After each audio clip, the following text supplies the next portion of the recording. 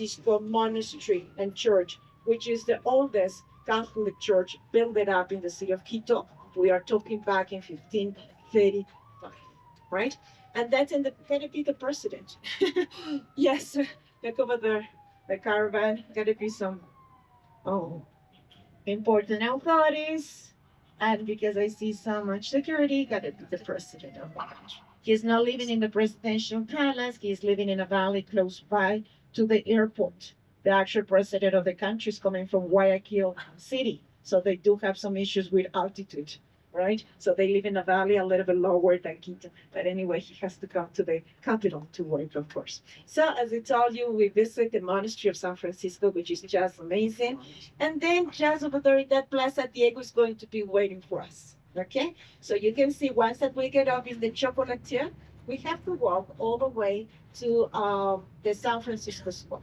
But as I mentioned to you before, we come over, we take a seat, we enjoy chocolate, then we go to the main square, we walk to La Compañía de Jesús Church, we take a seat, then we go to the San Francisco Monastery, and also, if you feel like it, you can take a seat. So it's going to be a nice walking portion. Always you let me know if you need facilities, because in the chocolateria, the chocolatier, there are some restrooms. In the churches also, there are some restrooms, right? And after we take our bus, we have to drive all the way close to the equator. More or less will take to us an hour, considering the traffic, and we are going to go for our lunch, right? So, and then after lunch, we gotta visit the Equator Monument, the main monument about the equator, and we will talk about it. We gotta be back to the hotel in some way, like close to 5 in the afternoon, something like that. Okay? So any question you have, anything you need, please always do let me know. Right? And personally, I have to take a seat, but as I told you, we are going to learn today a lot about the history, about the culture of the country. Just one recommendation: when we go to the old town, feel comfortable. If you feel like you're leaving your belongings right here on the bus, always you can do it. Diego is going to stay in the bus every single second. But if you feel like it's taking with you also, it's okay for you to do it. Just remember about these guides, the phones, right? So you take a picture, right? And then put back in the front pockets. Because in the old town, we have some issues with pickpockets, right? So you have to be careful with your belongings, and your backpack always you can take it with you, but always that you saw just in front of your hotel. Person you will notice in your right hand side. That's Pichincha. And Pichincha volcano, it's forming part of the Western Andean Range. Behind of it will be the coast, and then of course the Pacific Ocean. And Quito, it's I can divide my city like in three different districts. The northern district is exactly the place where your hotel is located. That one is the new town, the new city, the financial district of Quito, where the money is. The trolley companies, the banking system, that's located in the new town. Right now, you can notice how the architecture is changing because little by little we are coming into the central district of the city, which is the heart of Quito, and that's the old city, the Spanish city of Quito that was founded back on December the 6th, 1534 by the Spanish. And then we have the south, which is another new area of the city of Quito, and is located all the way to the left-hand side. And is one of the most dense populated area that we have in Quito. So today, Quito, the capital, we have 2.7 million of inhabitants. One of the big cities that we have in Ecuador, together with the city of Guayaquil, which is located right in the coastal region of Ecuador. Very soon you are going to see on the left-hand side one of our gorgeous basilicas. That's the Basilica of the National Boat. It has, as you can see, the neo-Gothic style. The neo-Gothic style, you can tell right over here. But this basilica is quite interesting because it's still under construction. It's unfinished, like the one in Barcelona, or I think the one in Barcelona just gets finished. So this church is dating back from 1883. That means when the Spanish were already gone of Ecuador, right? But until nowadays, They are still working in the construction of that basilica. And this basilica is located exactly right in the limit of the border between the new city and the old city. In front of us, you will see the old Spanish city of Quito, and behind us, it's the new town. And right here, of course, as I mentioned to you before, you can see how the architecture is changing because we are coming into the Spanish city of Quito.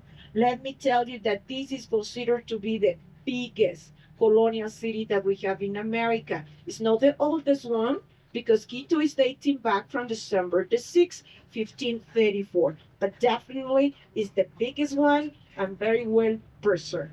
So in this colonia, on this street, we have around 5,000 historical buildings.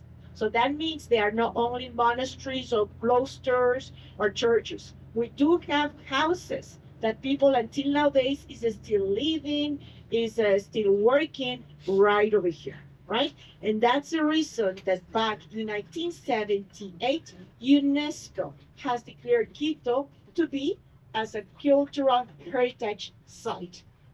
And of course, the city is protected. And until nowadays, we run an amazing restoration process of different kind of colonial buildings, right? The name of my city, the full name of Quito is San Francisco de Quito. San Francisco because the Franciscan priests, they were the first ecclesiastical group, came together with the Spanish. And then Quito, it's an historical name for us. If we follow our history line, I can tell you that at least Quito has been conquered twice.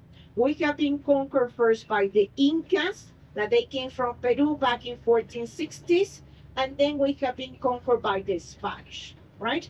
And both civilizations, in some way, they did respect the name of the city of Quito, which is an historical name. Quito belongs to the Safiki language, one of our ancestral languages, and means a place in the middle of. Oh,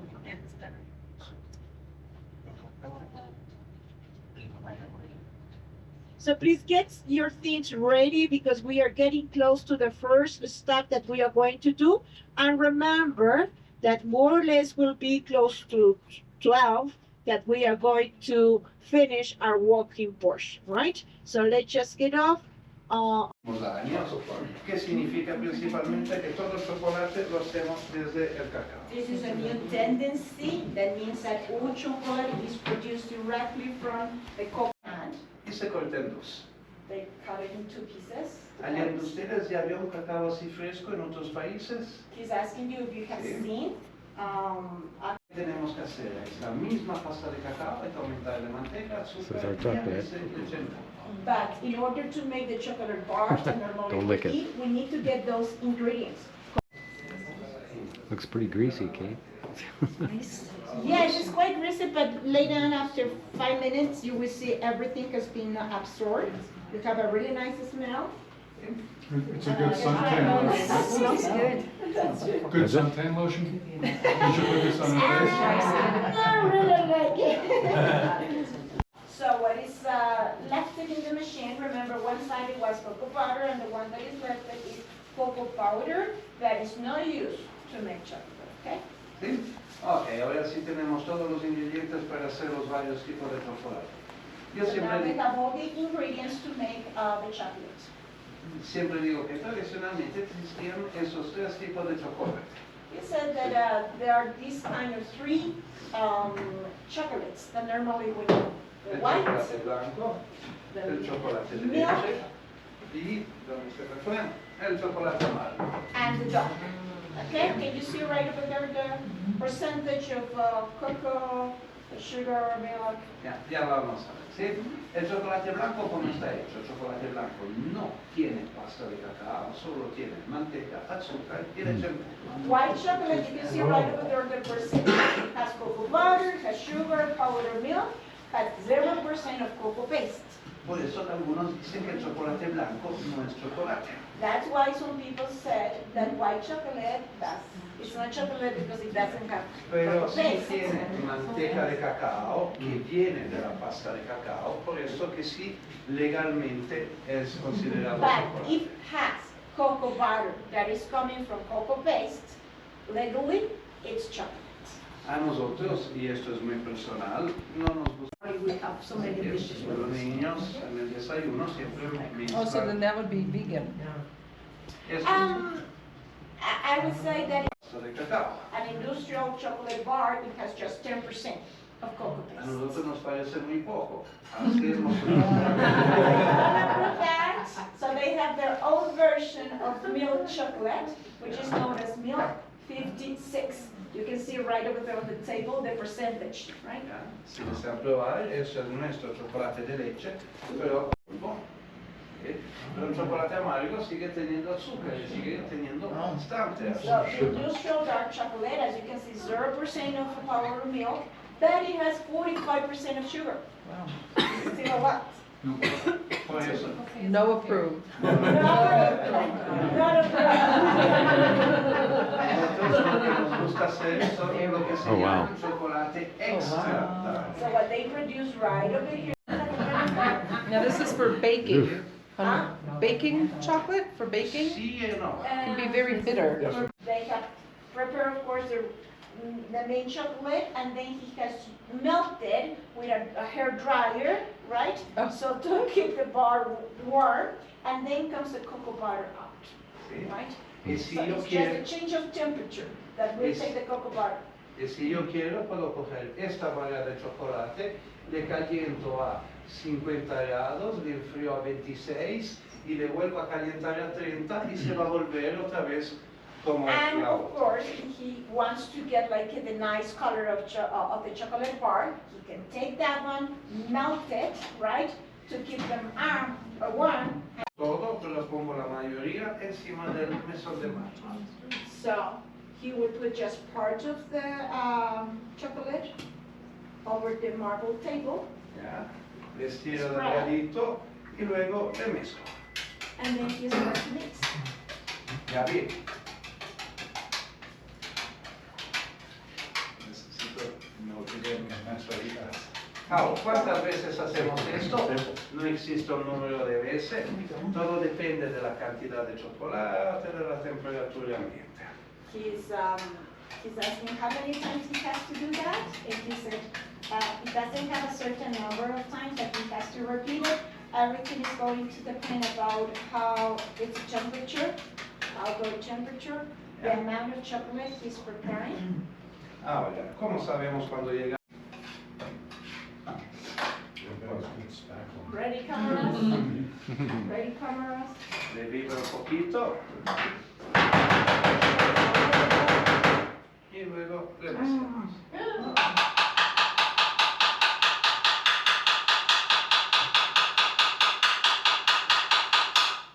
¿Por qué le vacío? Porque lo único que quiero es una pequeña capa de chocolate.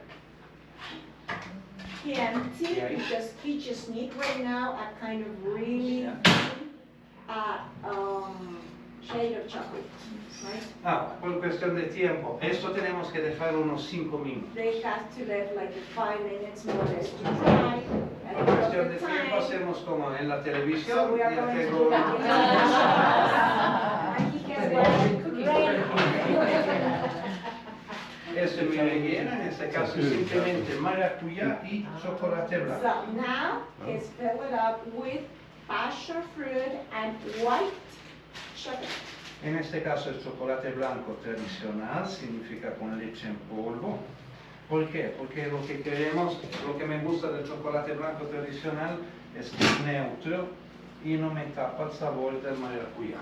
He's using in this case white chocolate because the flavor is like a neutral. So he wants to get the flavor of passion fruit and the flavor of the dark chocolate, right? He's using the red. It's a new tendency, right? So you typically would trust the product more? You would trust the product more with that designation? Yes.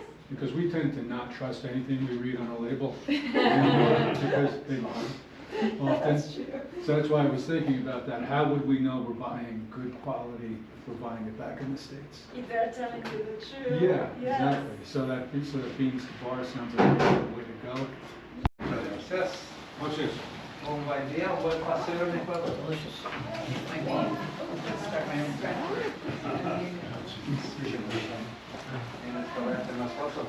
Here we are in downtown Quito. Actually, downtown Old Town Quito.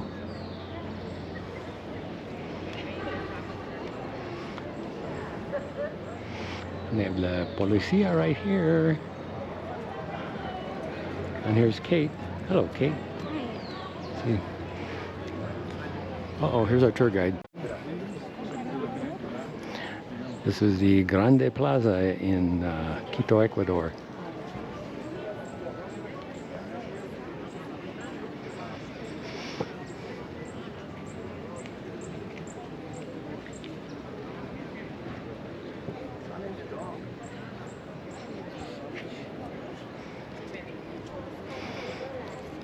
This is the presidential palace.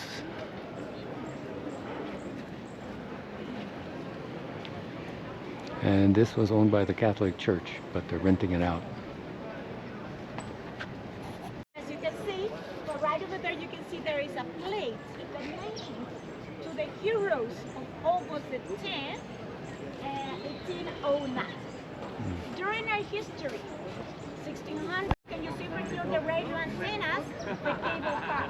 So Quito is a high plateau, but it's located just at the feet of the Pichincha volcano.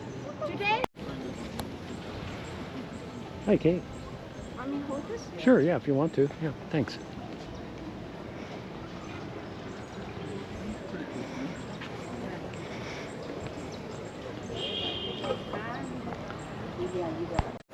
On those plates, we are keeping the name of the 204, by the way, Spanish who came at the beginning to the city of Quito.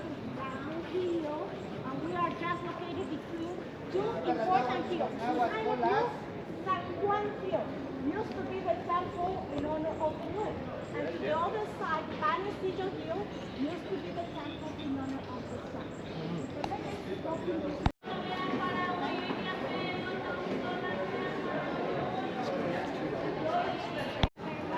Compañía.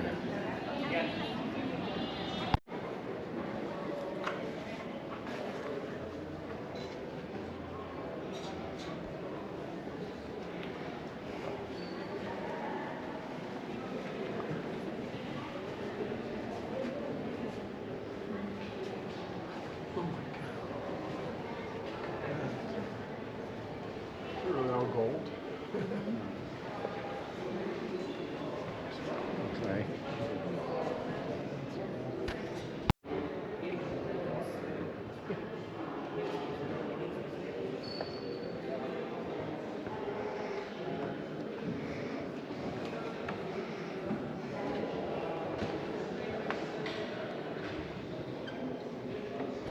I would like to tell you something about the church, and then I will give you.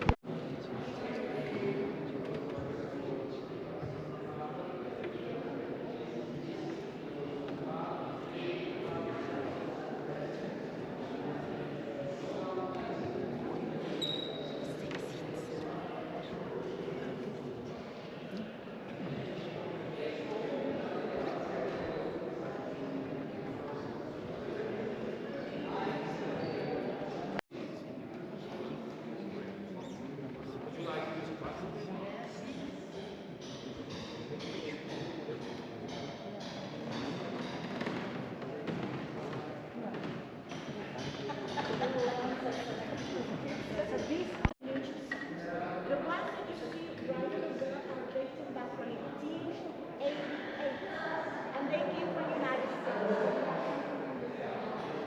Right? And have a look at this because on the sides, you see in front of us is a multi door. Quito has a sacristy. So this will be a special room where the priests come over, so that will be the monastery or the convent. And that's a place where the priests come over and they change their vestments. So this one is like in a wardrobe, it's very close. They use a special vestment in order to go to the services. But I just want to show you this furniture right here because it's really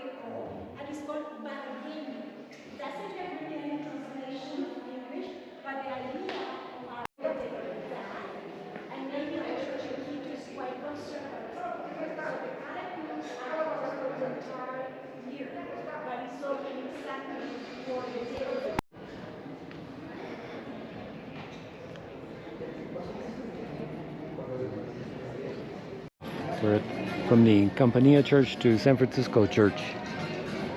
Here we are, Plaza San Francisco. Plaza San Francisco.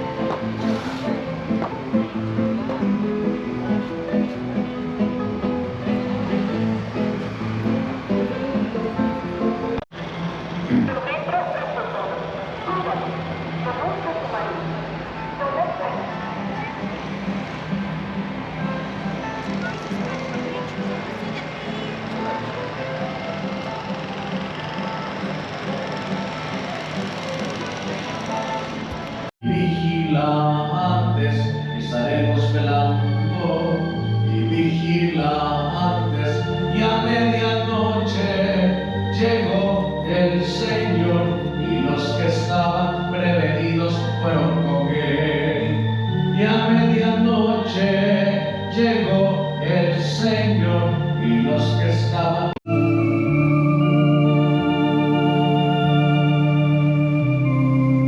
corazón sanarás, Rey de mi patria, siempre serás. Here we are heading up. This is San Francisco, and we're going Torres, which is not a bull, it is a tower. Oh, sorry. This is the original tower, about 1860. 1935. Ooh, look at these steep steps. Cool.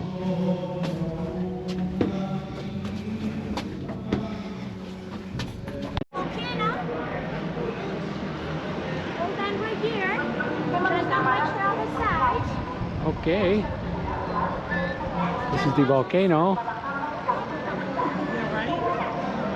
And here we are at the square, San Francisco Square again, también. Mixing Spanish and English together, I don't know why.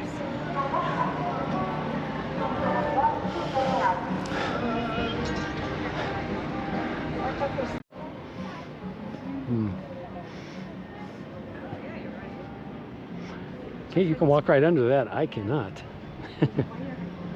Yes, they're restoring this. That's nice.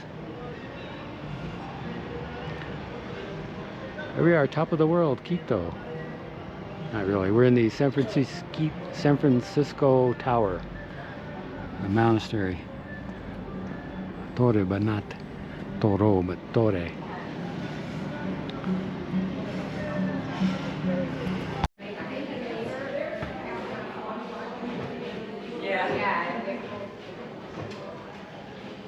This is one of the restored paintings here at San Francisco. I found it at the airport. So just before we go. Blue sky and sunny. And that area is going to be cloudy normally. I never know how it will be today. But that one is one of the natural entrance from the cloud forest, from the Pacific Ocean cloud forest to the Andes. So that's why you will notice it's extremely green, exactly in the place where we are going to enjoy lunch. If the caldera is clear, we can see that volcanic caldera down below, right? Because the volcano, we are talking about 500 years before Christ, has completely collapsed its crater. So what we see today is a huge volcanic caldera that since the Spanish period, 1500, people started to settle over there and to live and to grow potatoes and corn and different crops. But it's a volcanic caldera, right? And then, you know, from here we got to cross the city. We got to go again back to the north. So you will see how the city is changing. We are going to take one of those beltways that goes around the western side of the city of Quito. So you will see the huge difference how when we left the old city, when we crossed to the modern city of Quito, and we have to drive down to the equator. It's an altitude a little bit lower than Quito, like 8,500 feet above sea level. It's lower. If we keep going all the way down below to the coast, temperature warms up, mosquitoes shows up, right? Because it's So right now we are just crossing, this is a boulevard, May 24, because back on May 24, 1822, we had the last battle of independence against the Spanish. Some of the metro or subway station that we have, and I told you that today we have a subway, so it's helping a lot to the huge problem that we have in Quito, traffic, right? But you can notice this area, and there are no favelas. Have you heard before the expression favelas, like in Rio de Janeiro, Caracas, right, Bogota? We don't have favelas in Quito. There are no like in these extreme, dangerous, poor neighborhoods in the city. We do have in Guayaquil, but not in Quito. Always Quito in the capital, which is the industries and the money. So we have those kind of neighborhoods that I will call like the less advantaged neighborhoods, but no favelas. They do have water, all the public services that they got to provide today by the local authorities. It's not dangerous going up there. They have paved streets, access to education, schools, right, and the public services as well. But if we compare the economies of these neighborhoods up here with the ones close, This kind of reminds us of Vietnam here. All the little shops all along the side of the roads, and all the people selling stuff. Yes. Except they have a lot more cars here parked. that Mitad del Mundo, the middle of the world city. That's the campus we are going to be after lunch. Right now we are just going directly for lunch, but then we are going to come back right here. It has an interesting museum. You can take the pictures, of course, being on the equator. And they have so many little kiosks that you can get some nice souvenirs as well, right, of the country. Different kind of nice souvenirs for everywhere. So we will give you plenty time right over there in case you feel like you're doing some shopping right over there. But of course, to let you know in general that we are already on the equator. So this valley where we are, it's the place where latitude 000 is located, right? And Quito, of course, is inside of this kind of pathway of the sun. This area also is known as Intiñan. That's the way how our ancestors used to name this special place of the planet. Intiñan, which means the pathway of the sun. The monument that we are going to visit this afternoon, and all the museums that we have nowadays, because there are so many museums about the equator, always, of course, they record and mentions about these new studies that we have about the crater. It's 9,000 feet above sea level, so more or less like that. But in the valley down below where the equator line is, it's 8,500 feet above sea level. It's not a huge difference, but there is some feet difference between the equator and this place. Remember, Quito is 9,300 feet above sea level.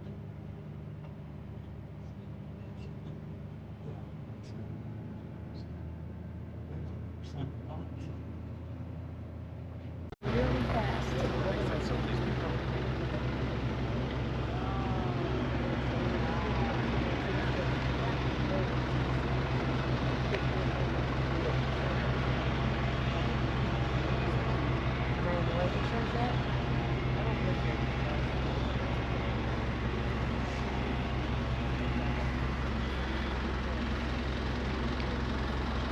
From the restaurant, that's our bus.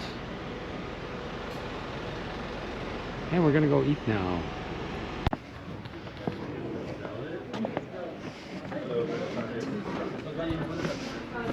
It's right over here. Let's just keep walking this side, please. Whoops. So here's the middle of the world.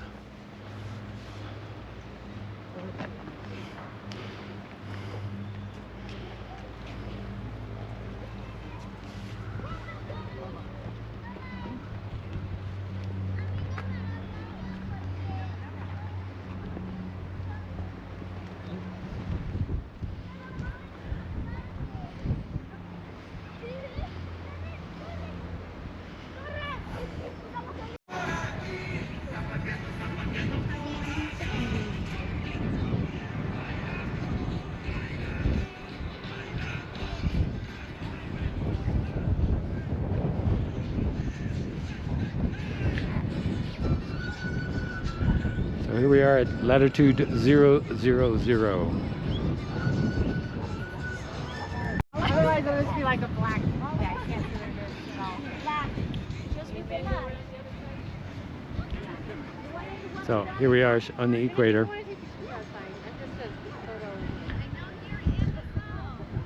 So my left foot is north and my right foot is south.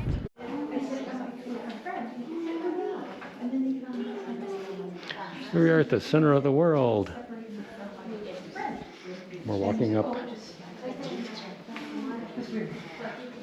I don't know why they were separated. So are you the agent? No.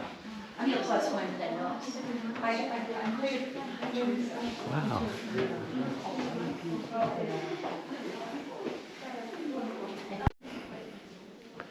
So this is, it's like a little mini museum and it's free. It's nice. Marimba.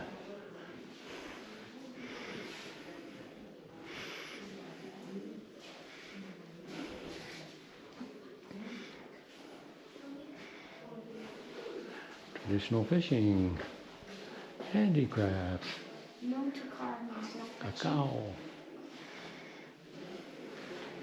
plátano. There's lots of stuff that's big and wide.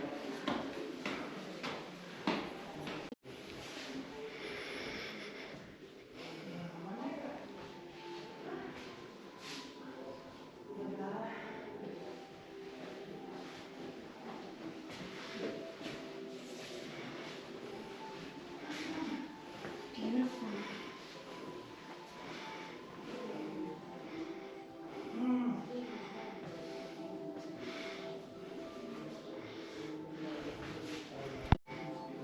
That's what the guinea pig. There was something driving down, we saw the restaurants with it, and they had one very angry looking guinea pig. I think because they ate his friends.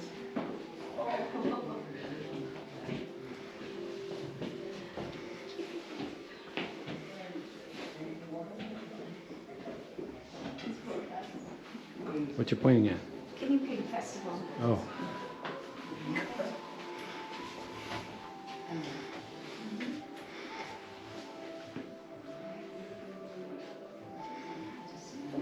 There.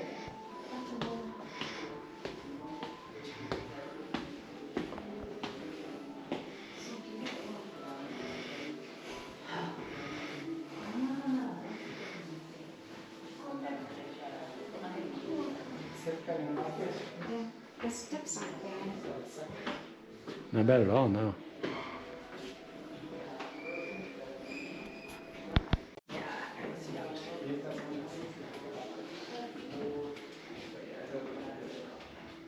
Ah!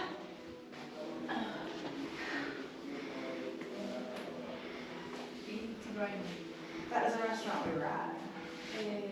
Ah, good thing. Yeah, the ritual.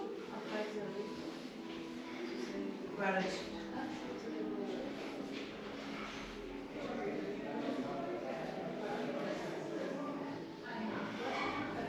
Oh, these are different regions, I guess.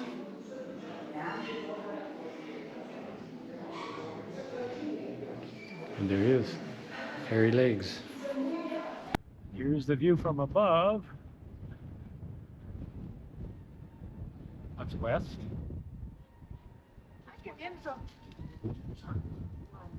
South. It's probably east. Middle of the world. Yes. Very windy here. Very windy. And here's the north. That's the volcano. Or maybe that's the volcano. I don't know. One of them is. And we got about an hour bus ride back. So they call this the middle of the world. Hi, Kate. What do you think about being in the middle of the world? I didn't know it would be Chile and Ecuador in the middle of the day. Told us to bring our